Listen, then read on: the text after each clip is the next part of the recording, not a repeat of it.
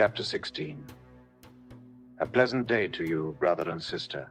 Because of the length of our previous transcription, I was forced to terminate our contact before the subject of suicide had been adequately covered. Because of the seriousness of this subject and the large numbers of people who so terminate their lives, I believe it is well worth some additional time using statistics which are currently available. It is said that in your America, in the last year, about 19,000 persons voluntarily concluded their own lives. More than 100,000 additional persons attempted self-conclusion, in which, fortunately for them, they were not successful. Many of these, however, will make future attempts as they were turned back into society without proper corrective therapy. Many of these self-conclusions were small children, young boys and girls. The cause which induced their willful action was extreme hatred, frustration, and anger against the whole world, and particularly toward their parents, who in their tyrannical dispositions induced these strong emotional strains which caused the anger and hatred. It is no joking matter if I remind you of a popular song, which was built around the theme of a young girl who, having such feelings of anger and self-pity, threatened self-conclusion by eating worms. And while this song may have been invented for purposes of amusement, yet it can truly be said it was inspired from fact. Most adults can remember that as youngsters at some time, they thought of retaliation against their parents or others by self-conclusion.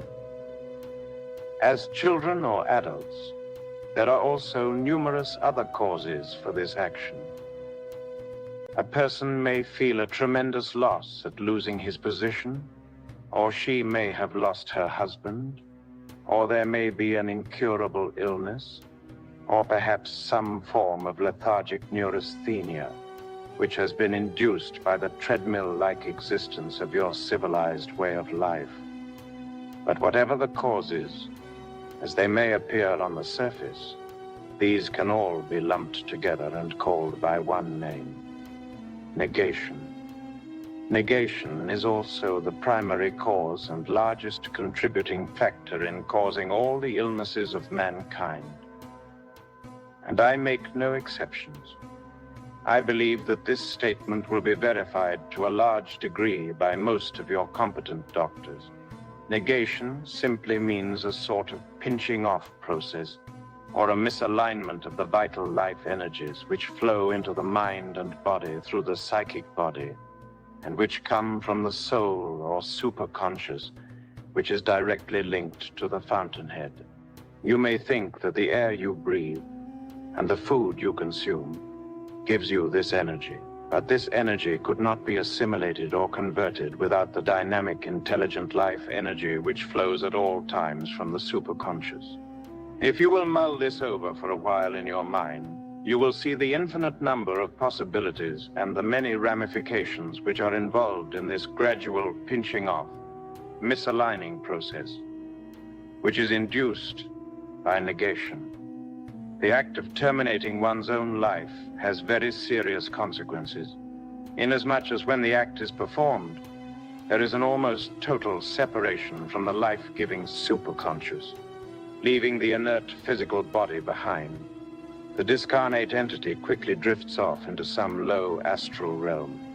His thought body, which is composed of the reflected energies of his self-idea or ego, are quickly dissipated.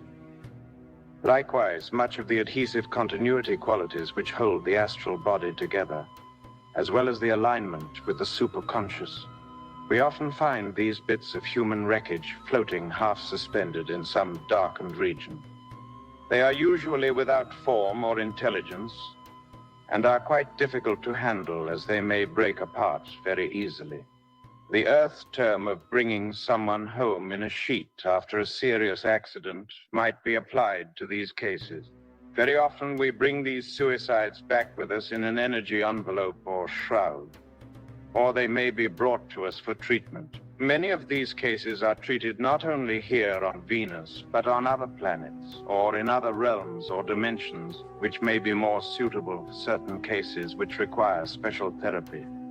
As you noticed last night, as we were standing in the very large room, which I called a nursery, the entire room was filled with a brilliant yellow radiance. No doubt you know that the colors you see are indicative of the purpose for which the room is being used. In the blue or purplish room, there were healing projections being sent out, in which case the therapy used was in the ultraviolet portion of the spectrum and related more strongly to physical conditions pertaining to nerve breakdowns, such as in polio. In our nursery, however, the radiance here is of a more spiritual nature and is being used in correcting and rebuilding badly damaged psychic bodies. As you see, each one of these is contained in a circular vessel constructed of crystal, which I called, for want of a better name, bassinets. These vessels are all standing in regular rows upon crystal pedestals. Each vessel is partly filled with a soft energy mass, something like the ectoplasm which is produced in psychic trances in seance rooms. It was this soft, white, radiant energy which you at first thought to be silk. Now, if you will step closer to one of these vessels and look within, you will see a small, densely grouped cluster of gem-like bits of light, which seem to twinkle like tiny stars. If you had the proper power of conception, you would see that, like the more familiar Earth atoms, these are all conglomerate masses or structures of tiny wave forms of intelligent energies. Each wave form and its associated wave forms carry an experience or a series of such experiences from the Earth life of the individual. The body at which you are looking happens to be that of a 17-year-old girl who took her life about 500 years ago.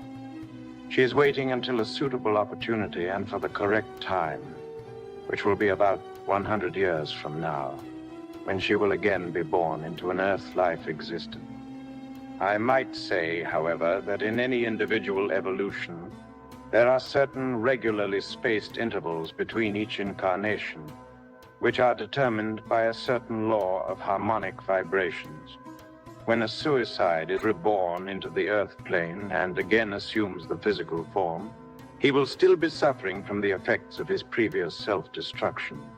It may take several Earth lives before the full effects have been dissipated and the psychic body has been rebuilt to its full strength. Looking again at the young lady before you in your consciousness, you do not see the silver thread which stems up into the room above you. This is something like what you might call a spiritual umbilical cord. Somewhere up in the room above, it branches off into many little threads of energy which contact and draw in the radiant energies which are focused upon it. Thus, the psychic body is kept alive and flourishes and grows stronger as she awaits the time for her rebirth.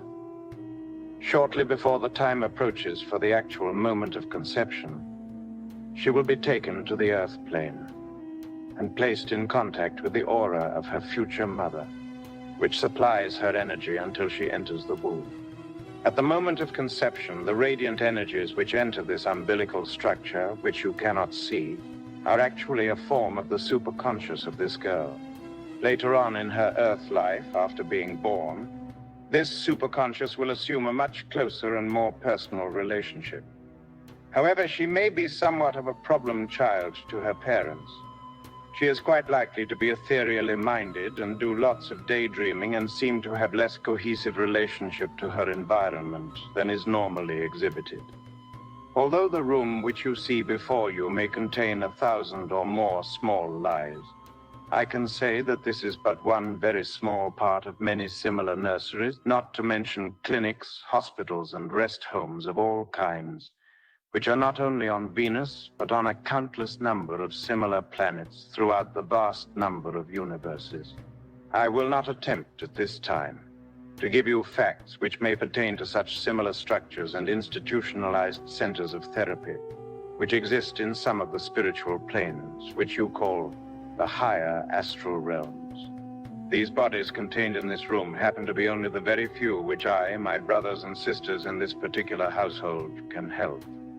Someday you will learn and see a little more clearly the importance of the law of harmonic relationship that helps to separate and integrate the many spiritual functions which you will find in your various spiritual evolutions. So until the time when I can unfold more of these wonderful and mysterious facts of life, may we rest in peace. Malvar. Chapter 17. Again we come with our love from the planet Venus. I believe we were discussing the topic of self-conclusion, and we had been in the ward where you saw a few of those in the suspended state awaiting a new opportunity. So while we are still on this subject of nursing, let us go into another section where we can examine another type of self-destruction, which is a form of partial spiritual suicide. We will re-enter the long corridor and pass over into the large doorway you see just before you. And while we are about to enter, may I say that you are quite likely to be reminded of some large hospital back on your Earth plane. There are, of course, no operating rooms where the physical bodies are dismembered and torn apart. Instead, we use our mind forces in directing radiant healing energies. But see, you are in the ward. I see you are very much amazed at the size and large numbers of what look somewhat like the familiar hospital beds in an Earth hospital. But come, let us step closer to one of the nearby beds. Before you is a woman whom we shall call Susan. She passed from the Earth life but a few weeks ago, and as you see, you would think her more dead than alive. In contrast to the pure psychic bodies of the suicides, the people in these many hundreds of beds have all retained the semblance of their physical form. This is because, in their passing, which was quite normal in most cases, they have retained in a somewhat shell-like fashion the hard thought form energies, the word hard being a relative term. Looking at Susan more closely, you will see she is apparently without life. Of course, she does not breathe because she needs no air in her astral form. You will notice also the grayish, pallor-like color which makes her appear as if she were almost carved from stone. On Earth, Susan was what you might call an ordinary, sophisticated, worldly woman. She had a business career, she smoked and attended cocktail parties, and she did numerous other things, which are associated with the life one might normally find in a large city. She did not have time, however, for periods of meditation. And if she attended church, it was only on special occasions, such as at Easter time, where she might show off some new finery. And while in church on those occasions, she was not listening to the words of inspiration, nor were her eyes used other than in peering about the church to see what the other females were wearing. So the day came for Susan when she must leave her familiar Earth life, and the liveried chauffeurs and penthouses, furs, and jewelry. While she did not willingly do so, her hour struck and she was forced to leave her body behind. Perhaps it was one of the physical conditions like cancer which caused Susan to leave her body. But whatever the cause, one thing is sure. Susan was not ready for her journey into a new world. A world which was entirely unfamiliar and strange. A world in which none of her Earth things seemed to give her security and comfort.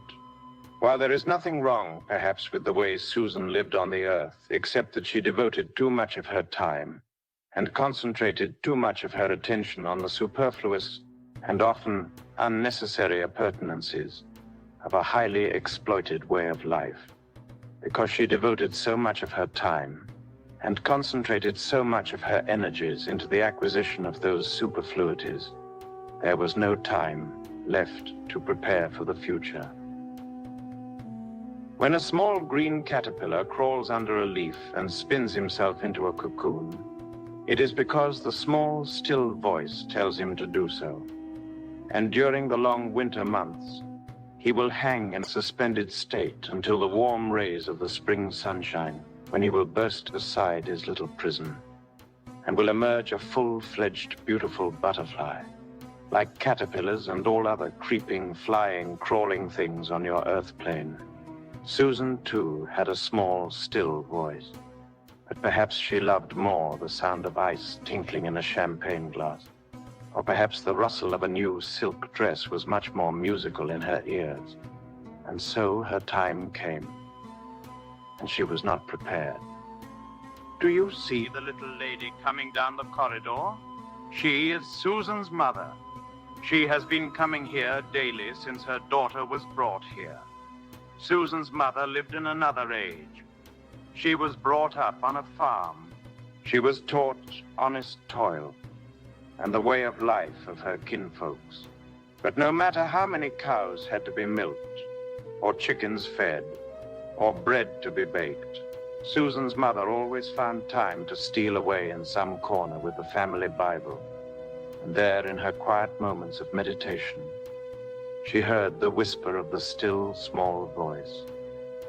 And so, when her hour struck, she did not come into her new world unprepared. She did not arrive in a helpless, inert state, more dead than alive. Instead, she arose from her mortal flesh to her loved ones. She is living there now in a place some of the Earth folks call Summerland. As for Susan, it may be several months before she can hear the sound of her mother's voice. Perhaps she will be awakened by the soft touch of her mother's tears upon her face. Meanwhile, we here, who attend her and others like her, daily and hourly project into her consciousness the ray of healing and love. We send her strength and wisdom, and while she is being healed, she is being taught the consciousness of her new world. She is being shown within her mind the beauty of the world which she almost lost. Yes, we can walk up and down these aisles and look into the faces of countless hundreds which are like Susan. Perhaps it was not the rustle of a new dress which drowned out the small voice. It could have been an alcoholic stupor, or it could have been 1,000 other things with loud voices which are always shouting in your earth world. And so, my brothers and sisters who are walking the many pathways of life, in whatever you are doing in those pathways, pause for several moments every hour and listen for the small, still voice. Perhaps it has been a long time since you heard it last, and perhaps it will take many efforts before you will hear it again. But it is there, nevertheless. It always has been, ever since you were created, and it always will be, for the small voice is the God within you. No, we do not use knives or instruments upon those who are brought here. Only the radiant energy of God's pure love is used to fill the vacant places in their minds and hearts which were left unfilled in their earth lives. These great hospitals, if you can call them such on Venus, have witnessed the scenes of many happy reunions of those who have awakened to the light of their new day and found the waiting arms of their loved ones. Yes, there are those, fortunately but a few, who do not awaken, nor will they, for in spite of all the love rays that we send them, they have, in their blindness, refused all aid, and so they must wander in the sub-astral blackness of their own minds, until the day comes when they shall desire to be free. And then they shall pray to their God, and he will send them a shaft of light. And like the tiny cocoon, they will burst the bonds of their prison, for it is one of their own making. And thus they will emerge into the warm rays of a new-found sun on a warm day in a new springtime. And with their new wings, they will float grandly off into the beauty of the spiritual world about them. Malvar. Chapter 18. Greeting and love to my Earth brothers and sisters. In our previous transmission, we had begun our exploration of one of the great wards where we, here on Venus, care for and heal some of the Earth people who have passed into our worlds in a spiritually incapacitated condition. The importance of this subject cannot be overemphasized. I could devote many years of discussion to this particular concept without repeating myself. Because of its importance, I will continue from the place where we left off. I have pointed out to you a particular example in the person of Susan. While all of the people who are lying in the many hundreds of beds which you see about you all left their physical bodies, each in a different way, or rather from a different cause, yet they all had one thing in common. The one necessary and important ingredient in their lives was missing, and that ingredient is spiritual consciousness. I do not mean to imply that these people were willfully sinful. Most of the blame for the wrong which they did to themselves could be placed squarely upon the shoulders of an age and civilization which fostered such spiritual neglect. I might point out that in some cases the parents were largely responsible in not teaching a sufficiently strong spiritual attitude, so their children grew up and drifted into a material way of life. In order to understand more fully what actually happens when a person does not have spiritual consciousness in an earth plane existence, we will first examine the psychic body. I have partially explained this concept in a previous chapter. However, as we have progressed much further into our thought relationship, you will pardon me if I repeat some of this.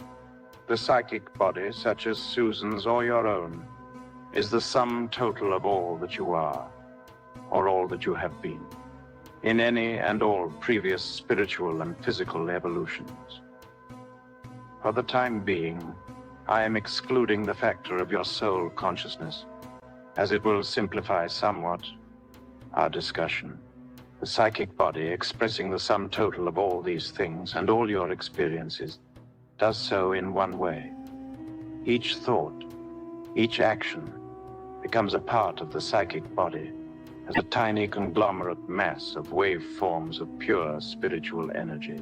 It is not like your earth electricity inasmuch as it lives and is a part of a higher dimension. It is not dissipated by the time factor. Now you may wonder how a man progresses.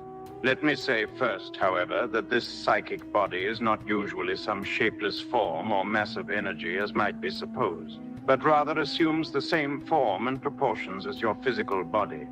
This is because you have a strong sense of personal consciousness. I believe your earth scientist calls this the ego. Actually, as far as the psychic body is concerned, it is simply the outer shell-like covering, composed of energies which are coarser and harder because they are physical in origin. In the case of a violent murder, or where a person is very suddenly precipitated under duress into an astral world, he may be actually blown out of his hard shell-like covering, like a pea popped out of a pod. It is this shell-like covering which I call the thought-form body, and its associations and origins in the physical world will form a ghost or apparition which may haunt its familiar or material environment. That is why it is so difficult to salvage such astral forms, as they lack the adhesive quality. This also is exactly what happens to a large degree in a suicide, but with this difference. The act of self-conclusion is one in which the person destroys his own thought-form body by a strong act of will which is necessary before he can go against the natural instincts of self-preservation. Thus, you saw the residual remains of the psychic bodies of the suicides. Later on, we will see other places where there are others who have lost their thought-form bodies or envelopes in different ways. In this particular ward, as with Susan, these are the more normal cases. Now I will get into the explanation of the construction of the psychic body. Connecting up our thoughts again, we will see under powerful observation that these millions of tiny masses of waveforms appear to be in many sizes and shapes. They also reflect an infinite variety of patterns. Roughly speaking, we can divide these waveforms into two groups: those which were fashioned out of negative conditions, and those which were fashioned with positive conditions.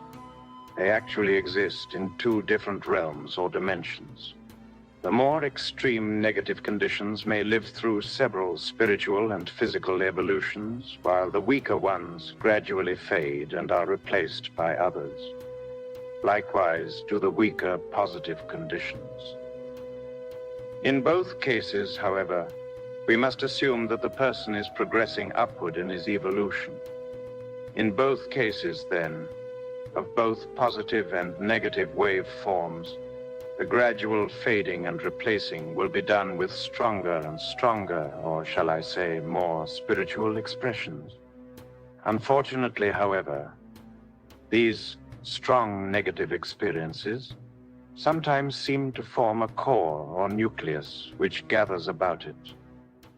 Other negative forms, which will reflect as some diseased condition into the mind or physical body of the individual. This diseased condition can occur or manifest thousands of years after the original negation was incurred. Spiritual healing, in its true sense, means that a strong added outside mind force, which is reflected into the psychic body, when combined with or added to the stronger or more positive wave forms of this psychic body, will rectify or erase these hard negative cores. For the benefit of you, Earth people, your strongest and most powerful positive energies contained in your psychic body are formed in your meditative periods when you become consciously aware of God and the great creative universe. And let your periods of meditation and contemplation be done, not in a tearful attitude of supplication, which is sometimes called prayer, but do these things with a positive, powerful assurance that you can see and sense the all-pervading wisdom and intellect reflected in all things about you. This positiveness is called faith in your earth words, and is the greatest instrument which you possess to aid you in your many flights and your countless evolutions into eternity. You can see now how it is possible to achieve spiritual progression by the constant rectification and the removal of wave forms in your psychic body. And do not forget that they must be replaced by the positive thought wave forms, which are your acts of kindness and love, your feeling of spiritual affinity with God, your impersonal attitudes toward your fellow man. For you cannot give selflessly, nor can you receive your greatest blessings in self-consciousness. Remember also that your psychic body is you. Your psychic body is the vessel or body which contains or is linked to the great fountainhead, which you call God. Malva. Chapter 19. I would like to continue, if I may, with another discussion which is very closely related to the nature of things which were previously discussed, and that is astral worlds. Every person on the pathway would like to know where they are going when they leave the Earth plane, and that is only a natural attitude which is born out of the desire for security. Therefore, a greater degree of faith could be expressed in each individual if he knew something of the place where he is going when he leaves this physical body. You Earth people have numerous rather vague ideas and explanations of these places. You may call them astral worlds, summerlands, or even heaven and hell or purgatory. Other people have some vague idea that an astral world is something like a big shelf or flat place floating out there in space somewhere. If you remember, your history books tell you that a few hundred years ago, people believed the Earth was a large, flat place which was pushed around the sun by an angel, and that if you sailed a ship a little too far, you would fall off of the edge. Of course, such ideas are very infantile. Likewise are many of the ideas of the Earthman in regard to the dimensions which he calls astral worlds. Referring back to our original concept of energy and mass, that mass is purely a product of energy reflected from a higher dimension, and that by changing the relationship of mass to its energy source would also change its apparent density or solidity. And with this change in density, there are also other changes which automatically take place. Mass will reflect or refract light frequency in a different relationship. Such a mass will also be more or less affected by other factors, such as time and space. This was what your scientist Einstein tried to explain in his fourth dimensional hypothesis. It may surprise you and your Earth scientists to know that there are other planets in this solar system that you cannot see. This is so simply because their relationship as matter or mass to their energy source is such that it makes them non-reactive to any of your physical senses. You cannot see, hear, or smell, or otherwise feel such a mass or energy in any energy relationship other than your own, unless you are mediumistic or clairvoyant. I need not mention that this is the basis for what is called materialization, in which a quantity or mass is temporarily changed in its relationship to its energy source into your own relationship, and thus temporarily your senses will be reactive to it. It must, however, revert back to its original relationship. Our planet, Venus, occupies such an energy relationship with the outwardly expressed mass of the planet that it is much more spiritual in nature. Or shall I say more highly evolved. Yet it still retains some of the qualities which make it reactive to your sense of sight. Your astronomer with his telescope sees it as a beautiful globe-shaped mass of cloud-like formations. He has never seen the surface of our planet. He believes it to be slightly smaller than his own Earth, but this is not so, because of the spiritual nature of the cloud-like masses which he sees. He has been unable to accurately determine the true size. This, of course, is of no particular consequence, except that it can be a strong point of argument with the many Earth minds.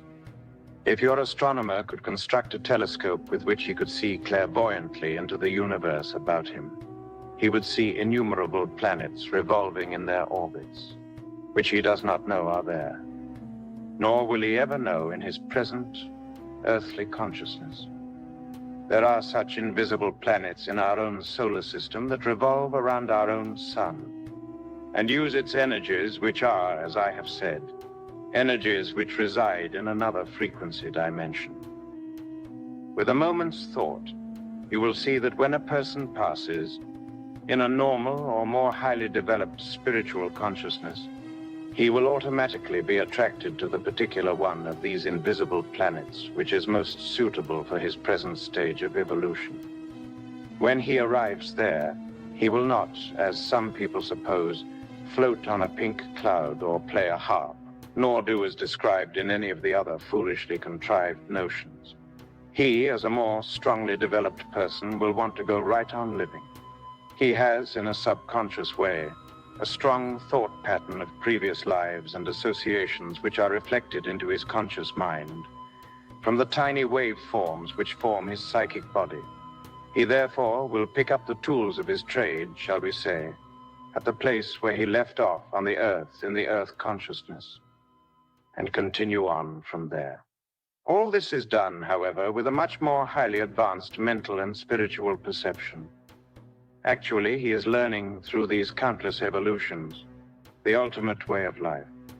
Gradually, he will lose the thought associations which were born in the lower, more physical life, which made it necessary, according to his concept, to express himself in physical ways. In his more advanced spiritual evolution, he will form new thought patterns which associate him more strongly with the infinite spiritual nature which comes from the fountainhead. And these expressions do not associate themselves with a physical form, such as moving the arms and legs, or in speech, or sight, or hearing. Instead, his mind will be occupied in expressing itself in a more universal nature. While he does not need clothing in the generally accepted way, he could, if he so desired, quickly construct any such clothing by directing energy through his mind. His universal sense of perception will supplant that of the 5 senses of his physical Earth life. He will be able to perceive and conceive, instantaneously and simultaneously, countless numbers of dimensions. However, this is beyond conception in your present Earth plane existence. I'm trying to avoid any advanced abstract evaluations. I know the limitations of the world about you and of the thought patterns which are formed by living in such a world. In case there are some points in this last discussion which are not quite clear, I will explain them more fully in our next visit. So let us rest a while in peace. Alvar. Chapter 20. Now that we have rested, let us again resume our quest into the infinities of man's evolution. In our previous discussion, we had emerged into something of the more abstract relationships. We had also gained some further insight into not only the development of man himself in his evolution, but also into some of the new worlds in which he would someday find himself. As the Avatar Christ spoke, "In my Father's house are many mansions." So we have now found out that those mansions are not pink clouds. Neither are we buried in some tomb to remain until some such future day of liberation. In short, the more normal and natural sequence in man's many evolutions is such that he will at no time assume fantastic and irrelevant relationships with the highly ordained and conceived principles of the divine mind in any unnatural sequence in his evolution. He may impose upon himself certain restricted or destructive elements in his life and so express a retrograde concept of his evolution. Generally speaking, however, we may assume that if a man is a mason or a tailor in this life, he will find himself in his newly born and more spiritual condition on a planet which also expresses a higher degree of spiritual value. He will pick up and continue much in the fashion of where he left off. This is because, as I have told you, his whole true nature of personal expression is contained in his psychic body. To precipitate him into some high heavenly state where all things were unrelated to his concept of things and of what he is would make him very distressed and unhappy. At some other time, I will discuss more fully the more retrograde factors which sometimes enter into an individual's life. To you Earth parents, may I say, you do not create a child. A mother grows a body in her womb. In the science of genetics, it is supposed that all of the characteristics of the newborn infant are contained in the chromosomatic structures. But this is only partially true. A child may, through such a process, borrow or assume certain physical characteristics of the parents, but he does not in any sense borrow any of the spiritual. The spiritual factors are contained in the psychic body and in its relationship to the superconsciousness.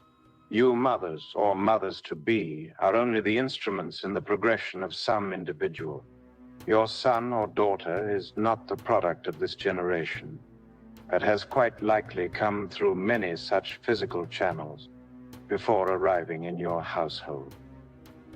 He may be even such an advanced soul that he may have chosen your particular household as best suited to his earth needs. Generally speaking, however, this is the exception rather than the rule. A proper evaluation of earth conditions from some psychic domain in which the person may be traveling is almost impossible. He usually gravitates or is attracted to some particular household in a manner of frequency relationship. It is something like this. He may feel your vibration and the association of the many vibrations around you. In remembering that your child came from some other world or dimension, you must also assume that there are numbers of these. And while some of them may relate very strongly to your Earth world, yet beyond this, he may have lived in other worlds, which were not so related. If you remember our talk on concept, and that it is valuable only in a relative sense, as far as your physical world is concerned. In the abstract sense, abstract in your way of thinking, does not exist. You have related all things about you and evaluated them according to time, space, and other related factors which deal with your own personal experiences. Thus, you have created a world for yourself, which is limited and finite. In the abstract, such limitation does not exist, as concept can perceive all things instantaneously. Of course, let me say here, only God is the absolute abstract, and as far as I know, none of us have achieved such perfection. Getting back to the child and his relationship to you, you must, as I say, remember that he is a product, in a spiritual way, of many incarnations, and that he could have arrived in your home from some other dimension to which the present factors are entirely unrelated. The many science fiction magazines that have been published, and the many stories contained therein, may seem fantastic as they are entirely unrelated to your world. While they were all conceived as fiction, you may be surprised to learn how factual many of them are. All in all, they may be said to be an outward symptom of the inward self, of man's desire to free himself from the obsessive structure of material life. I do not mean to infer that your child, which has come to you through this process of evolution, has been some fish or frog, or some many-horned monster which is often depicted in some of these stories. But only that man always assumes a relative form of body which will function best in the environment in which he lives. On your Earth, there has been a ceaseless struggle in mankind to orientate himself into a philosophy of life which would adequately separate the true spiritual factors of spiritual evolution from the seemingly scientifically supported factors of material evolution. Man's physical body is only the product of physical evolution which was conceived in divine mind as a vehicle in which he could best function on your planet. But it must be in no wise misconstrued or mixed with the spiritual concept. The only factors of relationships which exist are the preconceived associations which are born out of the experience of physical life upon some material planet. This discourse, I hope, will begin your spiritual evolution towards your ultimate goal. For the one objective which evolves from your whole or countless evolutions resolves itself in a personal struggle of each individual to return to the fountainhead which has created and conceived him. And thus, in his proper relationship, man becomes a divinely activated participant in the universal creation. I will return soon. Malva. Chapter 21. Our love to you again, brothers and sisters. It has suddenly occurred to me that I left you standing in one of the healing wards of our city of Azure while I have spent some time in a somewhat lengthy discourse. Yet if it seemed lengthy to you, may I say that I have touched upon a few of the more vital factors which relate to your very immediate future.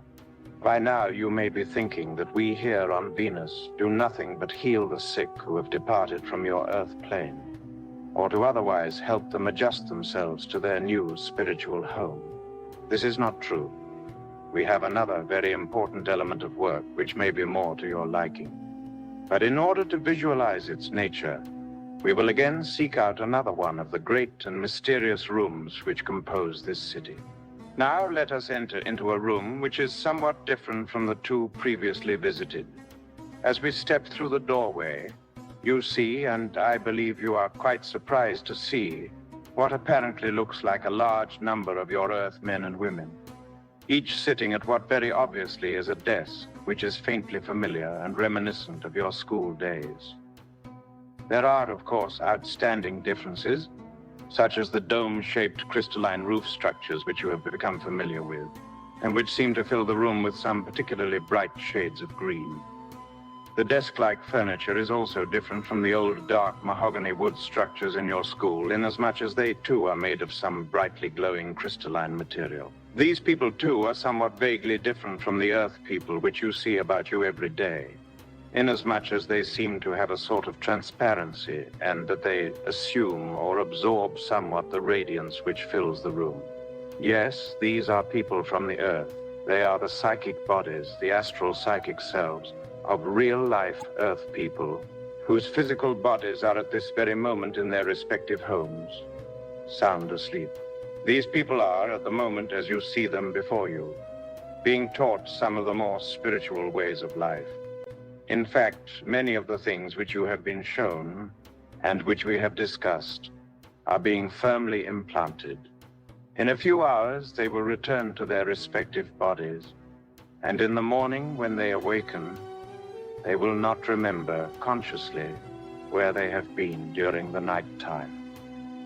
I may say, however, that in the following days of their Earth life, they may wonder at some seemingly strange things that happen to them which they cannot otherwise explain. which may be actually some of the truth or personal directions given in these night classes on Venus.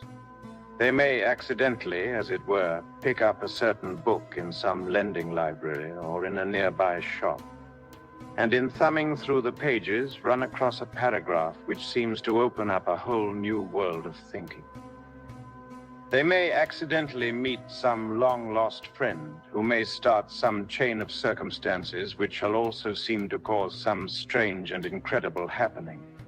But whatever the way, such circumstance seems to unlock a certain door which opens up a new world, and with it a succession of spiritual demonstrations. This chain was actually started and directed by what they had learned in these night classes.